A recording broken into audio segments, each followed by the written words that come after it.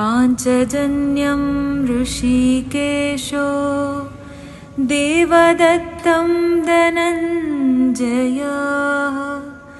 पौण्ड्रं दद्मौ महाशङ्कं ಭೀಮಕರ್ಮಾವೃಕೋದರ. ಋಷಿಕೇಶನೆನಿಸಿದ ಶ್ರೀಕೃಷ್ಣ ತನ್ನ ಶಂಖವಾದ ಪಾಂಚಜನ್ಯವನ್ನು ಮೊಳಗಿಸಿದ.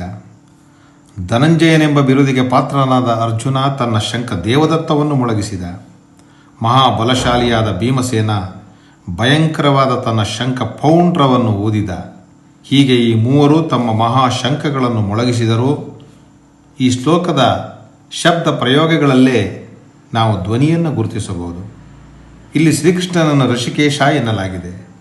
ಋಷಿಕೇಶನೆಂದರೆ ಇಂದ್ರಿಯಗಳ ಒಡೆಯ ಎಂದು ಅರ್ಥ. ಎಲ್ಲ ಜೀವಿಗಳ ಹೃದಯದಲ್ಲಿ ಆತ್ಮರೂಪಿಯಾಗಿ ಪರಮಾತ್ಮನೇ ನೆಲೆಸಿರುವುದರಿಂದ ಎಲ್ಲರ ಇಂದ್ರಿಯಗಳನ್ನು ಆತ ನಿರ್ದೇಶಿಸುತ್ತಾನೆ. ಅವರವರ ಮನಸ್ಸು ಬುದ್ಧಿಗಳಿಗೆ ಅನುಗುಣವಾಗಿ ಅವರನ್ನು ಆತ ನಿಯಂತ್ರಿಸುತ್ತಿರುತ್ತಾನೆ. ಭಕ್ತ ಶರಣಾಗತನಾದರೆ ದೇವರೇ ಆತನ ನೆರವಿಗೆ ಧಾವಿಸುತ್ತಾನೆ.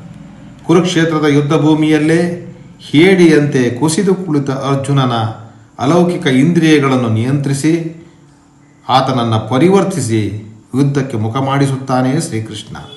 ಅರ್ಜುನನನ್ನು ಇಲ್ಲಿ ಧನಂಜಯ ಎನ್ನಲಾಗಿದೆ. ಅಣ್ಣ ಧರ್ಮರಾಯ ಕೈಗೊಂಡ ಮಹಾಯಾಗಗಳಿಗೆ ಹಣದ ಅಗತ್ಯ ಬಿದ್ದಾಗ ಅದನ್ನು ಪಡೆಯಲು ಆತ ನೆರವಾಗುತ್ತಿದ್ದ. ಇನ್ನು ಭೀಮಸೇನನನ್ನು ವೃಕೋಧರ ಎನ್ನಲಾಗಿದೆ. ವೃಕ ಎಂದರೆ ತೋಳ ಎಂದರ್ಥ.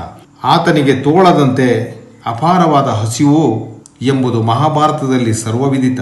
ಆದರೆ ಇಲ್ಲಿ ಭೀಮನಿಗೆ ಬರಿಯ ಹೊಟ್ಟೆಯ ಹಸಿವಲ್ಲ, ಬಾಲ್ಯದಿಂದಲೂ ಕೌರವರು ತನಗೆ ಮಾಡಿದ ಅನ್ಯಾಯದ ಬಗ್ಗೆ, ತುಂಬಿದ ಸಭೆಯಲ್ಲಿ ಮಡದಿ ದ್ರೌಪದಿಗೆ ಮಾಡಿದ ಅವಮಾನದ ಬಗ್ಗೆ, ತಮ್ಮೆಲ್ಲರನ್ನೂ ವನವಾಸಕ್ಕೆ ಅಟ್ಟಿದ ಬಗ್ಗೆ ಅಪಾರವಾದ ಸೇಡಿದೆ ಅವನಿಗೆ. ಆ ಸೇಡನ್ನು ತೀರಿಸಿಕೊಳ್ಳಬೇಕಾದ ಅಪಾರ ಹಸಿವಿದೆ ಎಂಬುದನ್ನು ನಾವು ಊಹಿಸಬಹುದು.